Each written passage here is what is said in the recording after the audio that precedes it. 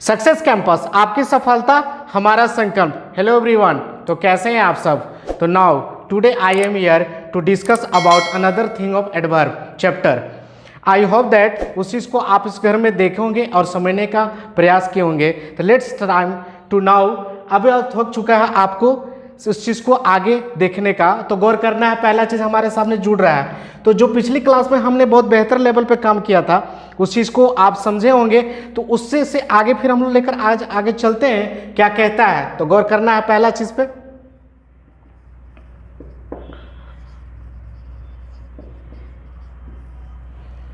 हमने जो यहाँ पे लिखने का काम किया, पढ़ने का प्रयास करते हैं एडवर्ब ऑफ डिग्री। तो एडवर्ब ऑफ डिग्री की बात करने हैं तो आप बोल सकते हैं या तो क्वांटिटी, ठीक है, या आप बोल सकते हैं एक्सटेंट, ठीक है। या तो अगर मान लेते हैं हमने क्या सीखना यहाँ पे किया है कि अगर बात कर लें एक्सटेंट की, क्वांटिटी की, डिग्री की, या हम बात कर लें एडजेक्टिव की। अगर इन सभी को दिखाने का काम करते हैं एडवर्ब में, क्या क्या दिखाना है, एडजेक्टिव दिखाना है, एक्सटेंट दिखाना है, क्वांटिटी दिखाना है, डिग्री दिखाना है। इन सभी को दिखाने के लिए जो एडवर्ब के रूप में हम यूज करते हैं, तो आज इसी को हम लोग सीखने वाले हैं। क्या करने हैं, इसी को सीखने वाले हैं। तो इसको बताने के लिए क्या क्या वर्ड हो सकता है, आप एक बार सोचिए।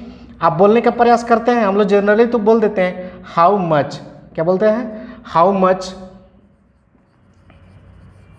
Enough, very much, extremely, etc, ठीक है। तो देखिए यहाँ पे जो बात हमारे एडवर्ब डिग्री बात हो रही है, क्वांटिटी की हो रही है, एक्सटेंट की हो रही है, एडजेक्टिव की हो रही है। इन सभी को दिखाने के लिए जो हम एडवर्ब के रूप में बात करते हैं, उसी सबको बताने के लिए जो वर्ड का हम यूज करते हैं how much, enough, very much, extremely. अब ये कैसे काम करता है, एक एग्जाम्पल इसके लिए देख लिया जाए। तो पहला एग्जाम्पल बोलता है he is extremely happy। गौर करना है पहला एक एग्जांपल, तो he is extremely happy।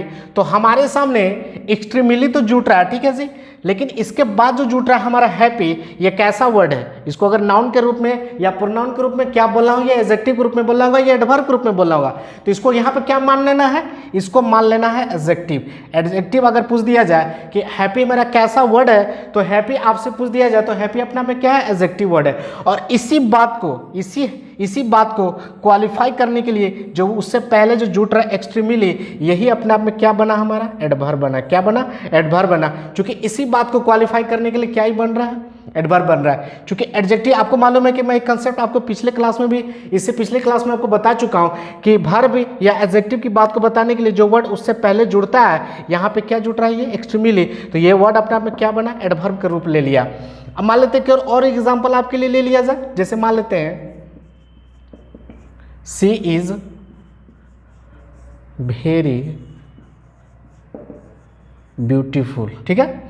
तो सी इज वेरी ब्यूटीफुल, तो वेरी तो ठीक है, कोई दिक्कत नहीं है। उसके बाद जो हमारा जुट रहा है ब्यूटीफुल, पहले इस पे गौर करना है। तो ब्यूटीफुल आपसे पूछ दिया जाए कि वर्ड तो है, लेकिन इसको ग्रामर का नाम देना रहेगा, तो कौन सा ग्रामर नाम देंगे। तो आपको मालूम है कि ब्यूटी के बाद आगे जो जुट रहा है फुल, किसी वर्ड में अगर फुल जुट जाता है तो वर्ड पूरा अपना पे क्या ले लेता है, एडजेक्टिव बन जाता है। तो यहाँ पे ये ब्यूटीफुल क्या बना, हमारा एडजेक्टिव बना। और इसी एडजेक्टिव को बात को क्वालिफाई करने के लिए जो वेरी आया शब्द, ये वेरी ही अपने आप पे क्या बना, हमारा एडवर्ब बना। क्या बना, एडवर्ब बना। कौन से किस तरीका पर कैसे काम कर रहा है, एक एक दायरे पर हम लोग काम करते चल जा रहे हैं, कोई दिक्कत आपको नहीं है। तो जितनी भी चीज आपको सामने मैं शेयर कर रहा हूं, ये बहुत इंपॉर्टेंट है एग्जाम के नजरिए से, क्योंकि ऐसे कंसेप्ट आपको पूछ दिए जाते हैं, तो आप कभी कभी कंफ्यूजन मत हो गया। ये बात हमारे सामने मिल ही चुकी है कि इन्हीं सभी को बताने के लिए जो एडवर्ब के रूप में हम वर्ड यूज करते हैं, वो अपना पे कैसा सेंस लेता है, एडवर्ब का। यहाँ पे एडजेक्टिव की बात हो रही थी, इसी बात को क्वालिफाई बताने के लिए क्या लाया, एक्सट्रीमली। तो एक्सट्रीमली वर्ड मेरा क्या बना, एडवर्ब का सेंस ले लिया। और यहाँ पे ब्यूटीफुल अपने में क्या बना, एडजेक्टिव। इसी को क्वालिफिकेशन करने के लिए जो हम विशेषता बताने के लिए जो वेरी का वर्ड यूज किए, ये वेरी अपने आप यहाँ क्या बना, एडवर्ब बना। देखिए एक चीज तो आपको मैं आज क्लियर कर दे रहा हूँ, कि इंग्लिश क्या है, एक राउंड कंसेप्ट है। मैं पिछली क्लास में बोला था कि जो कहानी इस बिंदु से शुरू होती है फिर इसी बिंदु पाकर मिल जाती है। यानी आपको कहने का मतलब कि जो नाउन हमने नाउन में सीखा उसकी थोड़ी सी चर्चा आपको प्रोनाउन में मिला, उसकी कुछ बातें आपको एडजेक्टिव में मिला और उसकी बातें कुछ एडवर्ब में मिलेगा। जैसे मान लेते हैं कि कभी कभार भेरी आपका एडजेक्टिव बनेगा और कभी कभार आपका भेरी एडवर्ब भी बनता है। ये सब कैसे बनता है एक एक दायरे पर बस आप ध्यान से मेरी बात को देखिएगा, आपको कोई दिक्कत आपको होने वाली नहीं है। अब ये देखिए यहाँ जो भेरी हमारा एडवर्ब बना है ना, अब देखिए कुछ ऐसा दायरा आएगा कि यह एडजेक्टिव का रूप ले लेगा। अब वो कैसे काम करेगा बस आपको उसको ध्यान से देखना है। तो बढ़ते हैं आगे। एडवर्ब डिग्री पर जिस तरह पे अभी हम लोग समझने का काम किए, अब एक चीज़ नया दायरा आपके सामने जुड़ रहा है आपकी स्क्रीन पर। It is very useful to about related common error. तो मान लेते हैं कि अगर जिस तरह से हम लोग यहाँ लिखने का काम किए एडवर्ब ऑफ कंडीशन, क्या है, बहुत बेहतरीन लाइन हम लोग सीखने जा रहे हैं, इंपॉर्टेंट है एग्जाम के नज़रिए से। हमने जिक्र करने की क्या कोशिश करें, एडवर्ब ऑफ कंडीशन। तो देखिए एडवर्ब की तो बात हम लेके आ ही रहे, तो एडवर्ब तो समझ में आ रहा है। गौर करना है कंडीशन वर्ड पे। कंडीशन वर्ड क्या होता है पहले इसको समझ लिया जाए, फिर हम लोग लेकर चलेंगे आगे। तो कंडीशन अगर हिंदी हम जानने का कोशिश करें तो कंडीशन का हमारा हिंदी होता है स्थिति, दशा, किसी चीज़ का सिचुएशन बताने के लिए। अब वो सिचुएशन आपके साथ कैसा भी हो सकता है, खराब भी हो सकता है, अच्छा भी हो सकता है। तो उसकी कंडीशन को बताने के लिए जब एडवर्ब के रूप में हम जिक्र करते हैं उसकी क्या कंडीशन हो सकती है। तो देखिए यहाँ पे थोड़ी सी चर्चा एडवर्ब में हमको कंडीशन जाना है, लेकिन पूरा कंडीशन का खेल जो है ना, पूरा मजा आपको आने वाला टेंस में। जब मैं आपको टेंस पढ़ाऊंगा ना पूरा मजा आने वाला, पूरा ठीक वहां पे खेल आपको समझ में आएगा। बस यहाँ तो थोड़ी सी चर्चा हमको जाना है एडवर्ब में, तो आपको बताते चलूं। तो कंडीशन को बताने वाला शब्द हम जो यूज करेंगे एडवर्ब के रूप में, तो उस कंडीशन को बताने के लिए हम लोग इफ का यूज करते हैं। इस बात को ध्यान देने वाली बात है। ये बात मैं आपको टेंस में ही जाके ले करूंगा, लेकिन फिलहाल जानिए कि कंडीशन शब्द को बताने के लिए जो वर्ड हम यूज करेंगे वह कैसा होगा, इफ होगा। इफ से ही हमारा शुरू से बताने वाला कंडीशन का सूप लेता है। क्या होता है, अब मान लेते हैं अगर आपसे पूछ दिया जाए, कोई एग्जांपल लेते हैं, if it rains I will not go to college. ठीक है, तो देखिए अब इसको पढ़ने का प्रयास करते हैं, देखना इसमें है कि कंडीशन कुछ आया या नहीं आया। तो बोलता है if it rains I will not go to college, यदि आज बारिश होती है या आज बारिश होगी। देखिए रेन्स आपका जो यहाँ पे प्रेजेंट इंडिफिनिट है, ये प्रेजेंट इंडिफिनिट एक फ्यूचर का ही रूप लेता है। या तो उसको बात फ्यूचर इंडिफिनिट भी कहेंगे तो भी सही रहेगा, या इसको प्रेजेंट भी बोलेंगे तो भी सही रहेगा। ये कैसे काम करता है मैं आपको टेंस पूरा डिटेल बताऊंगा। फिलहाल थोड़ी सी यहाँ पे बात हम लोग एडवर्ब पे काम करें तो काम उसी पे कर लेते हैं। तो बोलता है if it rains I will not go to school, यदि बारिश होती है, समझना इस बात को है, यदि बारिश होती है तो मैं कॉलेज नहीं जाऊंगा। तो कंडीशन आपका क्या निकला, बारिश का होना। क्या होना, बारिश का होना।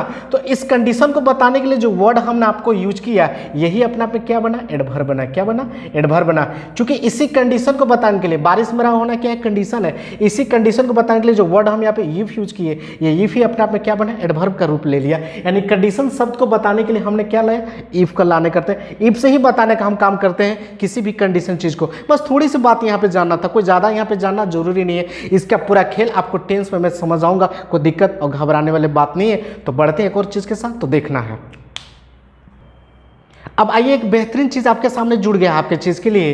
इस पिछली चीज को समझ लेने के बाद एक नया चीज आपके लिए कायदे के रूप में जुड़ गया है। तो बात करते हैं वनली का। ये देखिए ये वर्ड तो बहुत सिंपल वर्ड है। क्या है, बहुत सिंपल वर्ड है। हम लोग बोल तो देते हैं वनली का, लेकिन जब बात हमारे सामने ग्रामर की होती है, जब ग्रामर के कंसेप्ट में इसको हमको लेकर बोलना चाहें तो क्या खेल हो सकता है। आज इस खेल को हम लोग समाप्त करेंगे। बस उसको बहुत बेहतर तरह से मेरी बात को बिल्कुल ध्यान से देखिएगा, आपको कोई दिक्कत नहीं होनी चाहिए। तो मैं जो बात अब कहने जा रहा हूं ये बहुत इंपॉर्टेंट हो जाएगा आपके लिए इस पूरे खेल को समझने के लिए। तो ओनली हमारा दो तरह से काम करता है। दो तरह से काम करने का मतलब कि दो डिफिनेशन तैयार होगा। तो पहला डिफिनेशन हम तैयार करने का कोशिश करते हैं, तो बोलता है इट क्वालिफाई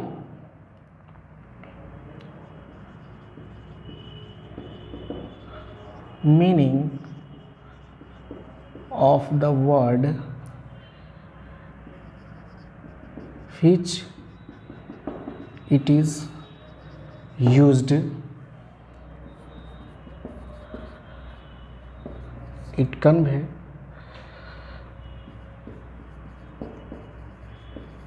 parallel possible।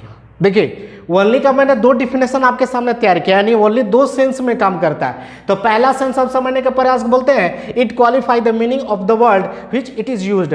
मतलब आपको ये बात कह रही है कि कोई भी सेंटेंस हम लेंगे, उस पूरे मीनिंग को, पूरे वर्ड को क्वालिफाई करने के लिए जिसके लिए यूज किया जाता है उसको मीनिंग मतलब ओनली का सेंस लेके आता है। कोई वर्ड हम लेंगे, ठीक है, कोई वर्ड हम लेंगे, उस पूरे वर्ड को मीनिंग को क्वालिफाई करने के लिए, पूरा वर्ड को क्वालिफाई करने के लिए जो यूज हम करते हैं उसको ओनली के ही सेंस में यूज करेंगे। अब बात करते हैं दूसरा चीज में, तो it convey A parallel possible, मतलब कोई सेंटेंस हम लेंगे, ठीक है, कोई सेंटेंस हम लेंगे, उस जिस सेंटेंस में हम बात कर रहे हैं उस वर्ड में, उस सेंटेंस में वर्ड का हम चर्चा नहीं किए, लेकिन उसका मीनिंग उस पर काम करता है, किसके चलते, ओनली के चलते। मतलब कोई वर्ड हम लेंगे और उसकी बात हम सिर्फ बोल रहे हैं, लेकिन उस सेंटेंस में हम चर्चा नहीं किए, लिखे नहीं, लेकिन उसका मीनिंग भी पूरा कंप्लीट देगा, किसके चलते, ओनली के चलते। अब ये पूरा खेल कैसे काम कर रहा है, बस मेरी बात को ध्यान से देखिएगा। अब मैं कुछ ऐसे एग्जांपल आपके लिए ले रहा हूं जो एक एक एग्जांपल के लिए बहुत ही इंपॉर्टेंट है। तो पहला ही एग्जांपल हमारे सामने जुड़ रहा है, तो गौर कीजिएगा। कहता है I only read the Ramayana. बहुत बेहतरीन लाइन लिखे हैं इस चीज को, क्योंकि आज जो हम सीखने जा रहे हैं कि ओनली का एक्चुअल में यूज कैसे होता है। तो आपसे पूछ दिया जाए I only read the Ramayana, तो इसका मतलब क्या समझ में आता है, अब गौर करना इस बात को। तो देखिए ओनली हमारा कहाँ जुट रहा है, सब्जेक्ट के बाद जुट रहा है। तो आपसे पूछ दिया जाए कि इसका मीनिंग क्या होता है, तो आपको इसका मीनिंग होता है कि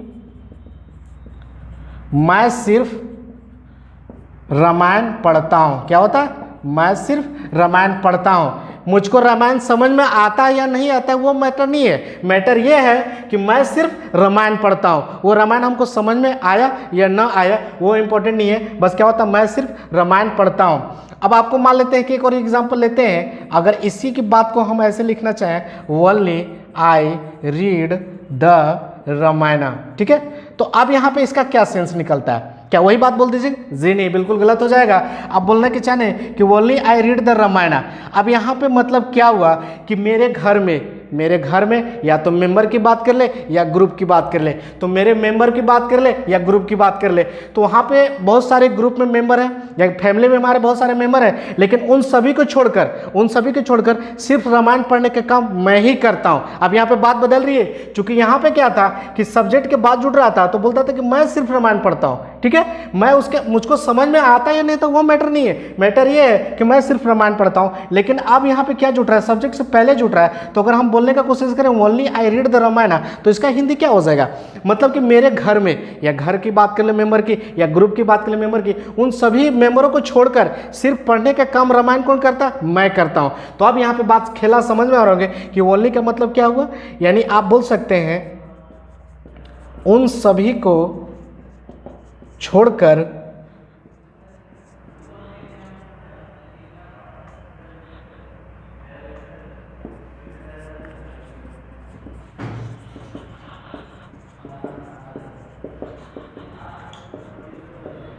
देखिए अब यहाँ पे ये जो बात हमारा कह रही है उन सभी को छोड़कर सिर्फ मैं रामायण पढ़ता हूँ। तो देखिए ये जो हमारा सेकंड डिफिनेशन है it convey A parallel possible, यहाँ पे उन सभी को छोड़कर तो जिक्र नहीं किया गया, क्या किया गया, ये बोलता है कि ओनली एट द रामायण, पढ़ने से समझ में आता है, इसमें सेंस छुपा हुआ है उन सभी को छोड़कर। यूज हम बहुत इंपॉर्टेंट सीख रहे हैं, कब घबराइएगा मत, उन सभी को छोड़कर इसमें जिक्र नहीं किया गया। क्या बोल रहा है कि ऑल लेफ्ट, मतलब नहीं बोला गया, लेकिन अगर बोला गया only I read the Ramayana, यानी उन सभी को छोड़कर रामायण पढ़ने का सिर्फ मैं ही काम करता हूँ। कैसे, क्योंकि सब्जेक्ट से पहले, यानी एक एक दायरे पर हम लोग काम करते जा रहे हैं। ओनली का यूज कैसे होता है, आज हम लोग उसको ग्रामर के नजरिया में सही दिशा में क्या बोलना होता है, मैं उस पर आपको काम कर रहा हूँ। तो बिल्कुल घबराने वाला थे, क्योंकि मैं जितने भी एग्जाम्पल आपके साथ बताऊंगा, जितने भी एग्जाम्पल आपके साथ शेयर करूंगा, ये बहुत इंपॉर्टेंट होगा एग्जाम्पल, बस आपको एक एक बात को ध्यान से सुनना है। तो एक और एग्जाम्पल आपके लिए जुड़ रहा है, तो देखना है।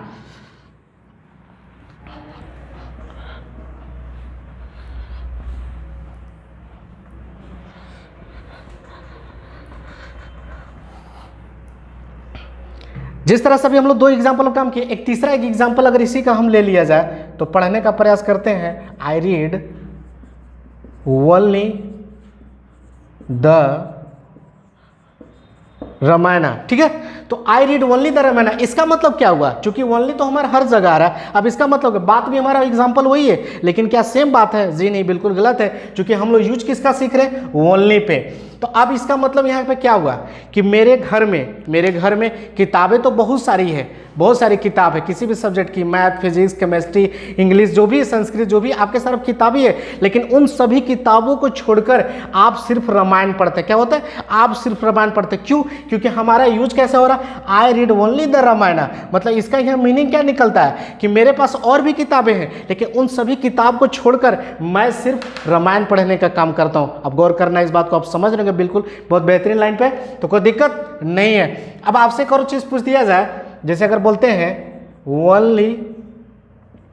ओनली ही थिंक, ठीक है, तो आप आपसे इसका हिंदी मतलब पूछ दिया तो क्या हो जाता है? ओनली ही थिंक, सिर्फ वह सोचता है, सिर्फ वही सोचता है। इसका मतलब वह सिर्फ वही सोचता है। मतलब जैसे आपके घर में कोई समस्या, कोई चीज़ हो जाता है, आपके घर में फैमिली मेंबर है, लेकिन उस समस्या के सोचने का हल निकालने के लिए कोई एक ही बंदा सोचता है, तो आप पूरा मेंबर एक ही बात बोलते हैं कि सिर्फ वही सोचता है, यानी ओनली ही थिंक। तो इसका मतलब यहाँ पर यही हुआ। लेकिन इसी बात को अगर ऐसे बोल दिया जाए, ही ओनली थिंग, अब ऐसा बोल दिया जाए तो इसका मतलब क्या हुआ? वही हुआ।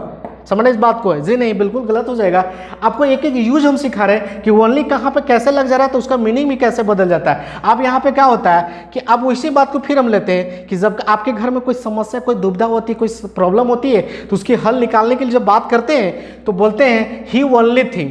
तो अब आपको मालूम है कि वो सिर्फ इंसान जो है, यहाँ पे तक कि ओनली ही थिंग, सिर्फ वही सोचता है, उसके अलावा कुछ नहीं सोचता। लेकिन यहाँ पे बात रही कि ही ओनली थिंग, ये इंसान सिर्फ सोचता है। अब यहाँ पे मीनिंग बदल रहा है, ये इंसान सिर्फ सोचता है, उसके अलावा कुछ करता नहीं। बस यहाँ पे आप मीनिंग मेरा बदल गया। अब यहाँ पे कैसे बदला ये मीनिंग? चूंकि ही के बाद हमारा ओनली लग गया, यानी ये बात हमारा निकले कि वो इंसान सिर्फ सोचता है, कुछ करता नहीं है, बस सिर्फ सोचता है। तो आप समझ रहे बात है कैसे हमारा ओनली काम कर रहा है? ये बहुत बेहतरीन कंसेप्ट आपको दे रहा हूँ, चूंकि ये ग्रामर में हमारा यही सही यूज है। तो आप इस चीज को सीख रहे होंगे और क्लियर होगा एक एक फंडा को, तो कोई दिक्कत नहीं है। तो बढ़ते हैं आगे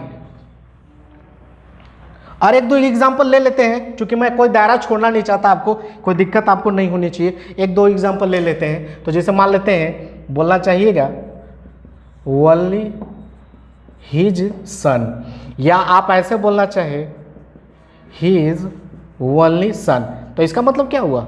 क्योंकि बात तो हमारा वही हो रही है। एग्जाम आपको लग रहा है कि लगभग सब सही है, लेकिन जी नहीं, बिल्कुल गलत है, क्योंकि हमको एक एक दायरे पे काम करना है। अगर पहला एक एग्जांपल पर गौर करते हैं ओनली ही सन, तो इसका मतलब क्या होता है? सिर्फ सभी को छोड़कर, क्या होता है? सभी को छोड़कर उसका बेटा, ठीक है। कहने का मतलब कि सभी को छोड़कर सिर्फ उसका बेटा का हम बात करेंगे। यहाँ मतलब है कि ओनली ही सन, सिर्फ उसी के बेटा की बात करें, और भी जितने भी मेरे सन होंगे उस सामने आपको उसको नहीं छोड़ना है। मतलब उन सभी को छोड़कर यहाँ पे सिर्फ हम उसी के बेटा को बात करेंगे। कैसे पता चला? ओनली ही सन से। अब अगर दूसरा एक एग्जाम्पल पे गौर करें तो बोलता है हिज ओनली सन। तो हिज ओनली सन का मतलब क्या हुआ? अब यहाँ पे गौर करना है। लग रहा होगा कि सर वही सेम है, जी नहीं, बिल्कुल गलत है। इसका मीनिंग इस पे नहीं है रिलेट कर सकते हैं। अब यहाँ पे मीनिंग आपका बदल जाएगा, यानी इकलौता बेटा। क्या होता है? इकलौता बेटा। या आप ऐसे बोल सकते हैं कि उस इंसान का एक ही बेटा है। क्या है? एक ही बेटा है। कैसे पता चला हमारा?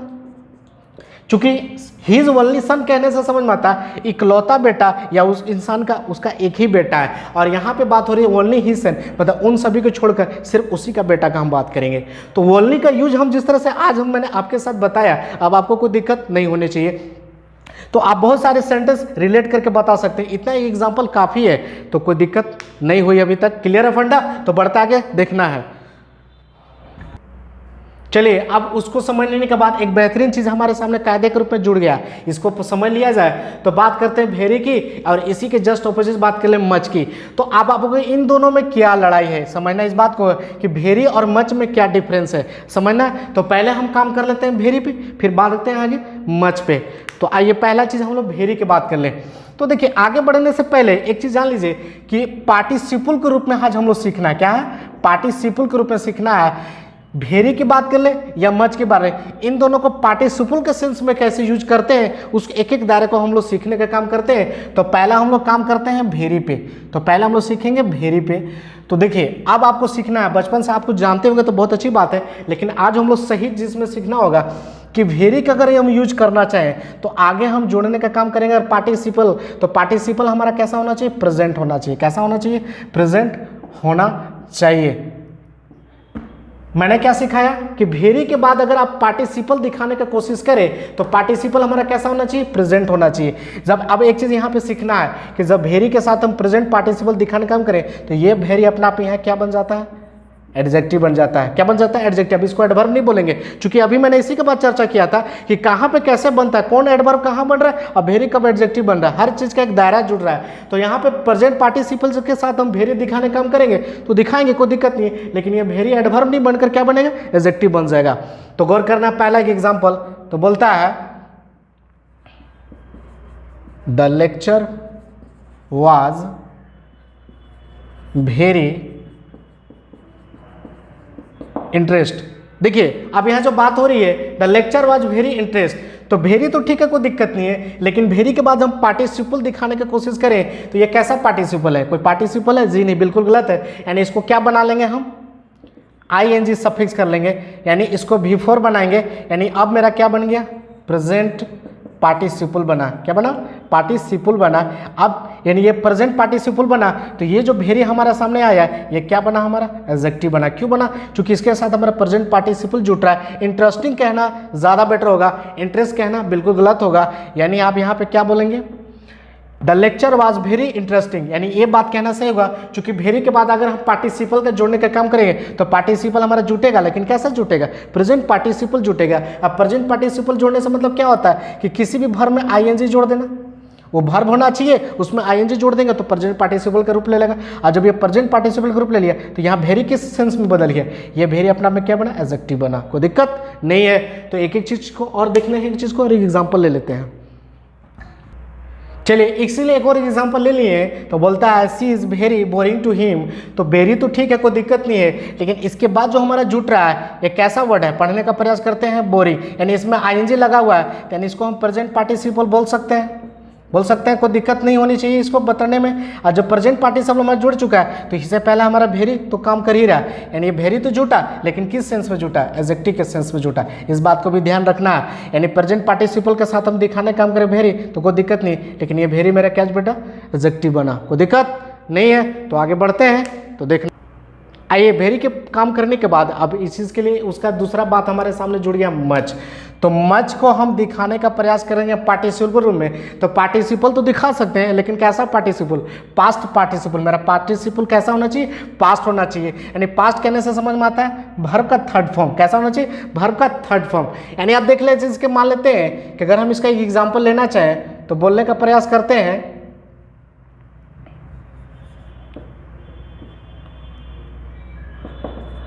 he is much interest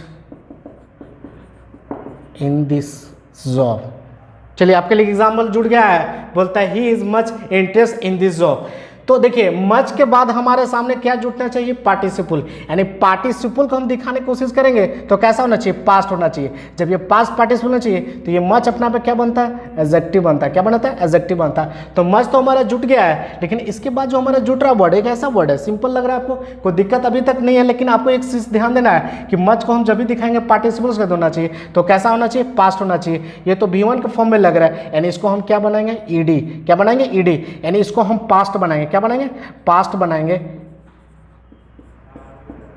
अब ये दायरा जो पास्ट पार्टिसिपल हमारा काम किया, यानी इसी को क्वालिफिकेशन करने के लिए जो मच आया है, ये मच अपना पे क्या बना, एडजेक्टिव बना।